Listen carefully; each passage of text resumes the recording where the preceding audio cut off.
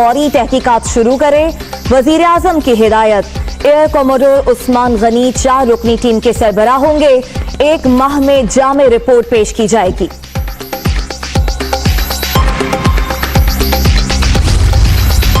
Pilot की air traffic controller की हिदायत पर तैयारे को ऊपर ले जाने की कोशिश। लैंडिंग गियर खोलने की कोशिश पर दोनों इंजन्स बंद हो गए, जिसकी वजह से तैयारा क्रैश हुआ। इब्तदाई कराची में हादसे का शिकार होने वाले जहाज की 47,108 घंटे उड़ान। आखिरी इंस्पेक्शन 6 नवंबर को की गई। चीफ इंजीनियर PIA की जानिब से 25 अक्टूबर 2020 तक का फिटनेस सर्टिफिकेट जारी हो चुका था। वजीर आला उस्मान बुज़दार का तैयारा हादसे में जख्मी। बैंक ऑफ पंजाब के सदर जफर मसूद को फोन। खैरियत दरियाफ्त की। जल्द सेहतयाबी के लिए नेक ख्वाहिशात का इजहार। सऊदी शाह सलमान, अफगान सदर, कैनेडियन वजीर आजम और OIC के सेक्रेटरी जनरल का कराची तैयारा हादसे में कीमती जानों के ज़िया पर इजहार अफसोस। स्विट्जरलैंड, नीदरलैंड्स और श्रीलंका के वज़राए खारजा का शाह महमूद कुरैशी को टेलीफोन। हादसे पर दुख का इजहार। कोरोना मजीद 34 जाने ले गया। 1101 अमवात। मुल्क भर में 52,437 शहरी मुतासिर। सिंध 20,883, पंजाब 18,730, खैबर पख्तूनख्वा 7,391 और बलूचिस्तान में 3,198 केसेस। 16,665 मरीज सेहतयाब। ईद की तैयारी, धड़ाधड़ खरीदारी। कराची, लाहौर, पेशावर, कोयटा समेत छोटे बड़े शहरों में गहमा गहमी। सड़कों और बाजारों में रश। कहीं SOPs पर अमल दरामद तो कहीं हिफाजती तदाबीर नजरअंदाज।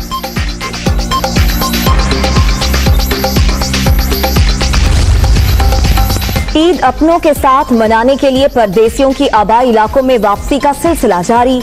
बस अड्डों पर चहल पहल। हिफाजती तदाबीर की खिलाफ वर्जी। मनमाने किराए की वसूली पर मुसाफिर परेशान।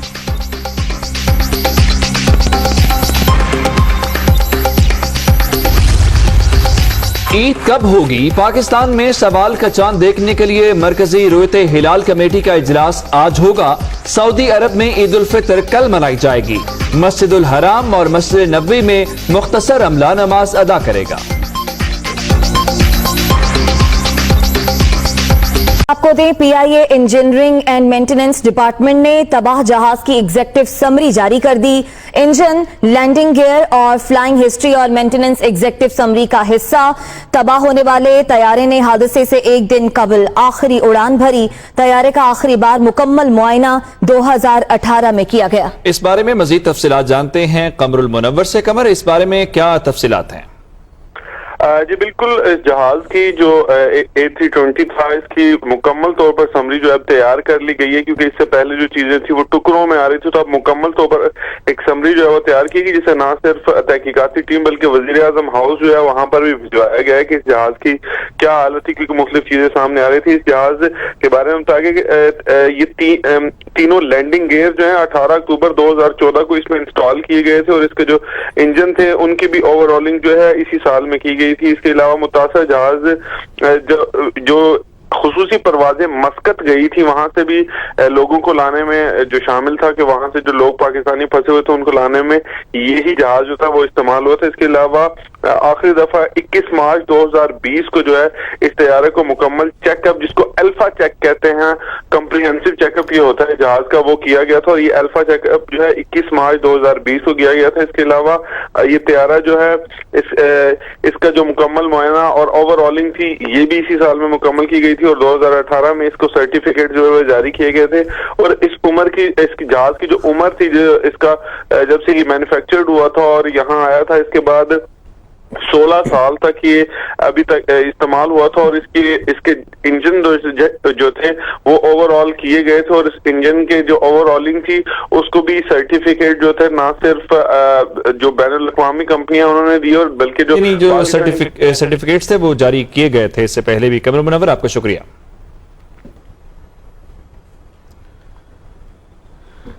طیارہ حادثے کی تحقیقاتی ٹیم کے معائنے تک جائے حادثہ پر جہاز کا ملبہ ہٹانے کا آپریشن روک دیا گیا ہے اور ہیوی مشینری بھی ہٹا لی گئی ہے۔ جاں بحق افراد کی میتوں کو اسپتالوں سے سہراب گوٹ عیدی سرد خانے میں منتقل کر دیا گیا ہے، جہاں ان کے لواحقین بھی موجود ہیں۔ اب تک 19 ایسی میتیں ہیں جن کی شناخت ہو سکی ہے، جبکہ دیگر کے لیے DNA ٹیسٹ کیے جائیں گے۔ جائے حادثہ پر اس وقت کیا صورتحال ہے، اس کی تفصیلات جانیں گے ہمارے نمائندے شاہمیر خان اور حامد الرحمان ہمارے ساتھ موجود ہوں گے۔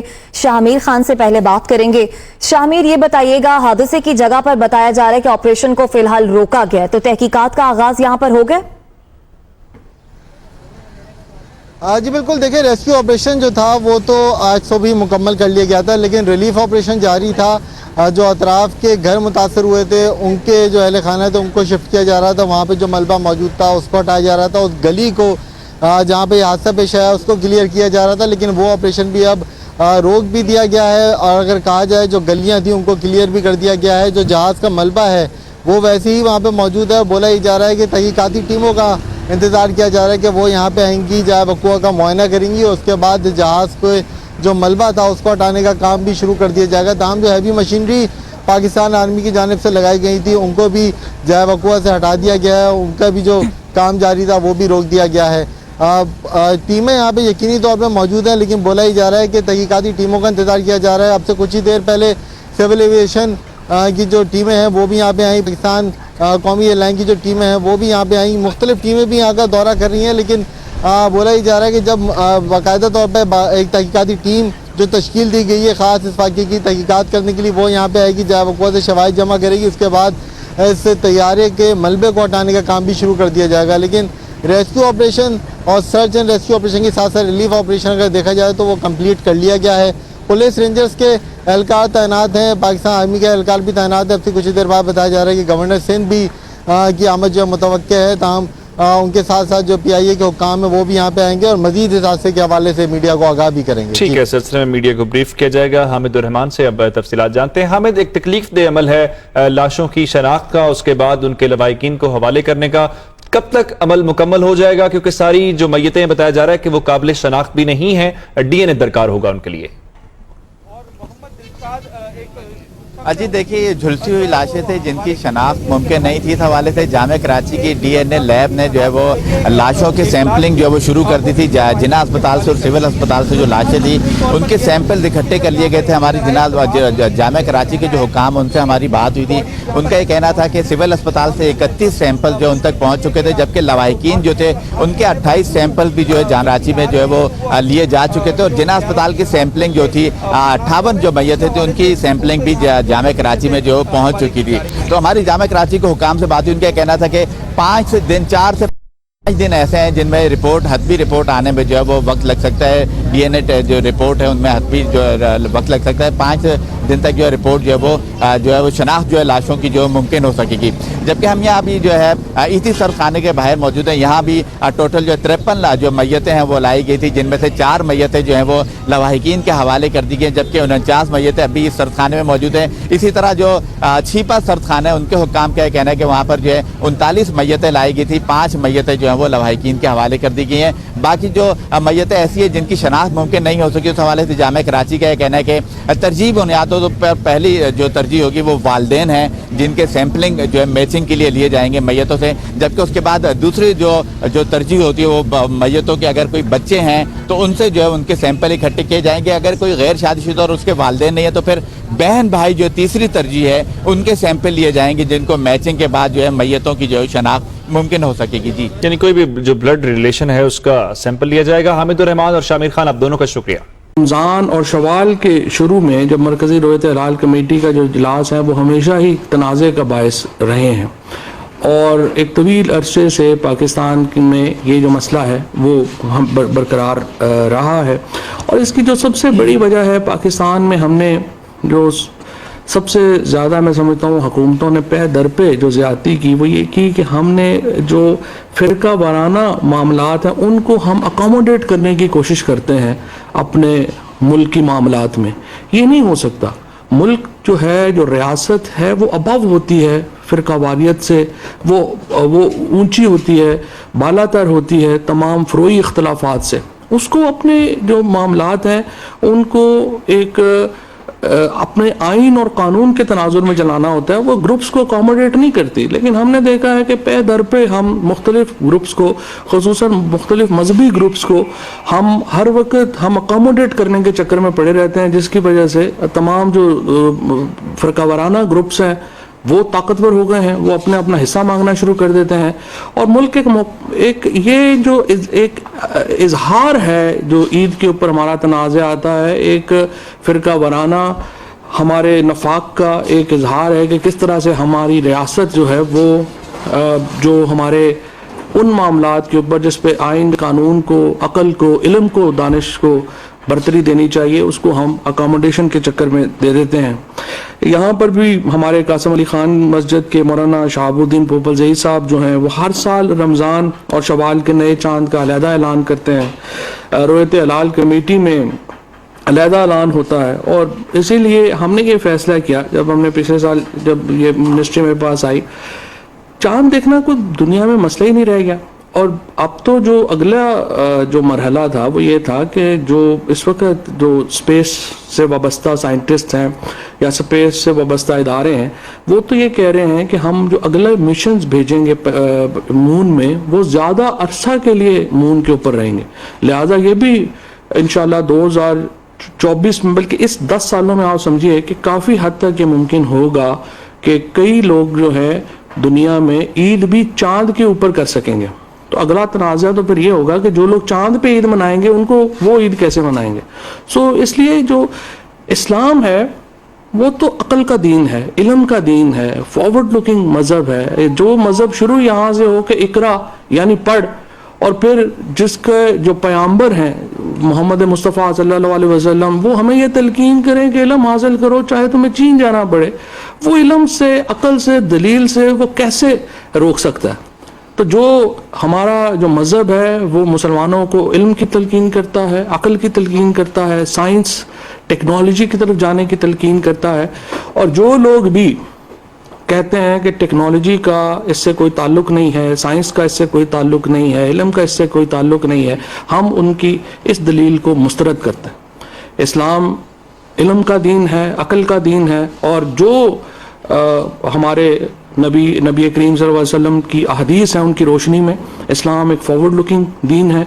اور انشاءاللہ تعالی اسلام جو ہے اور قرآن جو ہے وہ تمام جو علوم ہیں ان کا ماخذ ہے. ہمارا تو یہ ایمان ہے کہ تمام جو علم ہے وہ قرآن پاک سے کے ماخذ ہیں. تو اس لیے یہ بات تو میں بالکل اس چیز کو مسترد کرتا ہوں کہ ٹیکنالوجی کا اس سے کوئی جو ہے وہ تعلق نہیں ہے. پرائم منسٹر صاحب نے, عمران خان صاحب نے جب ہماری پی ٹی آئی کی حکومت کا, پی ٹی آئی کا ایک اور وعدہ بھی یہ تھا کہ ہم پوری کوشش کریں گے کہ ہم یہ تنازع حل کریں اور ایک عید دیں. اب عید جو ہے اس کا بڑا واضح ہے کہ دیکھیے اگر آپ یہ کہیں کہ ہم نے یہ عید جو ہے وہ دیکھ کے, یا جو ہمارے مولوی صاحبان ہیں انہوں نے کہنا ہے کہ یہ ٹیکنالوجی کا کوئی تعلق نہیں ہے, پھر دیکھیے جب آپ اینک پہنتے ہیں تو وہ ٹیکنالوجی ہے, آپ عدسہ لگاتے ہیں. یہ کیسے ہو سکتا ہے کہ آپ کہیں کہ نہیں میں اینک پہن کے دیکھوں گا تو وہ حلال ہے, اگر دوربین سے دیکھوں گا تو وہ حرام ہے. اور پھر یہ جو ساری ترقی ہے, جو دوربین کی ترقی ہے وہ کیا ہے, وہ عدسے کی ترقی ہے. آپ کا عدسہ جو ہے وہ آپ کی اینک میں لگتا ہے, وہ ایک بیسک عدسہ ہے, پھر اس عدسے میں ترقی ہوتی جاتی ہے, وہ دوربین بن جاتی ہے, اور پھر اس عدسے میں ترقی ہوتی جاتی ہے وہ جو بڑی طاقتور دوربینیں ہبل ہے یا جو سیٹلائٹس میں ہمارے لگی ہوئی ہیں وہ دوربینیں بن جاتی ہیں. سو ان کا جو بنیادی ماخذ ہے وہ تو عدسہ ہے, اور عدسہ چاہے اینک میں ہو چاہے دوربین میں ہو وہ ٹیکنالوجی ہے. تو ہم نے لیکن اس کے اوپر جو ایک پورا ہم نے ایک کمیٹی کریٹ کی. اس کمیٹی میں ہمارے ساتھ ہماری جو اسپیس ٹیکنالوجی کے لوگ ہیں وہ ان کو ہم نے ساتھ شامل کیا. ہم نے جو میتھمیٹیشنز ہیں, حساب دان ہیں, ہم نے ان کو ساتھ شامل کیا. اس میں ہم نے میٹ آفس کے لوگ جو ہیں ان کو ہم نے ساتھ شامل کیا, اور اس میں پھر ہم نے علماء کی بھی رائے جو ہے وہ بھی ہم نے شامل کی. اور